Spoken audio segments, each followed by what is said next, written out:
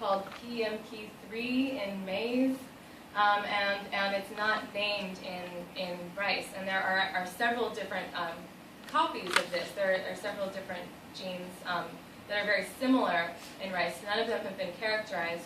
They make these really, really, really short little proteins that embed in the cell membrane and somehow play a role in cold or drought or salt response. So they might be part of some sort of cell signaling process. So this gene is absent in Rhizobarthii, in the wild progenitor, but it's present in all glabromas except for one of my accessions. And that accession, I apologize, it's so hard to see, is IRRI 104904. And you'll have to take my word for this. This is the sodium-potassium ratio for each of the different accessions. And then there's one that's way up here. And it's just totally off the charts, where it's got lots more sodium and a lot less potassium. And that is 104904. And what this gene, what orthologs of this gene are, or these homologs of this gene have been demonstrated to do, is to play a role in adjusting this ratio. So the sodium-potassium ratio really is just how much capacity can this, you know, if you want to be salt tolerant, you either don't let in salt, or you have a way to store it or get rid of it from your cells. So this will help us understand how salt tolerance is actually how it occurs on the cellular level in this crop. And this plant was actually sort of mediocre. It wasn't very sensitive and it wasn't very tolerant.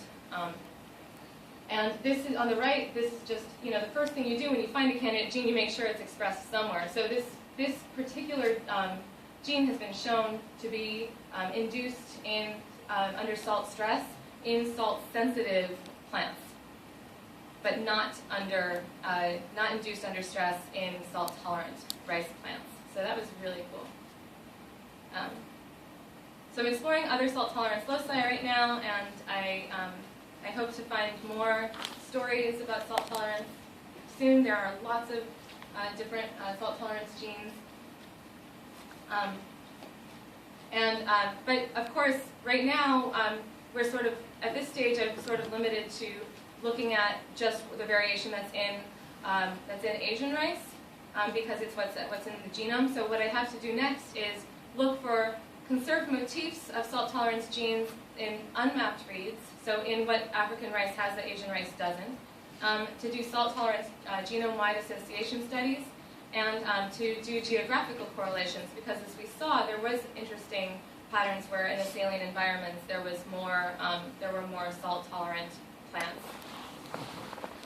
And I have other next steps that I'll be pursuing in this project are to do interviews at the different collection locations throughout West Africa. I have like a 72-question survey to try to understand how selection proceeds, how much are people selecting for salt-tolerant varieties, how do they test for that, how do people trade seeds, sort of what are the selection pressures on African rice.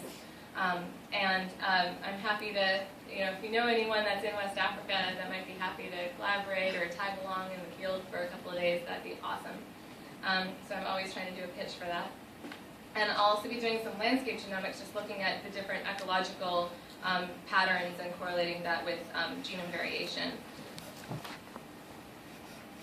So I hope that that I was able to show you these results, these preliminary results, and relate them back to sort of these main questions that I have about the process of domestication and how people use plants and how plants adapt to to changing environments when they're brought by people into places where they maybe wouldn't naturally occur.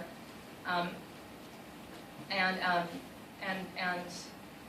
the last thing I want to also express that I'm really excited about this project is, you know, what Vavilov did for all of us is he started collecting germplasm. He started collecting seeds, diverse seeds that people could use to improve the world's crops. He tried to end hunger this way. And now one way that the community can continue to act in that light is to provide genomes as publicly available resources so that more people can do studies associating their traits of interest that would be useful in reducing hunger or in helping agriculture. And so I'm going to be making all these genomes publicly available so you could do association studies with any trait. And so I'd like to thank you all for your attention, and I'd like to thank lots of people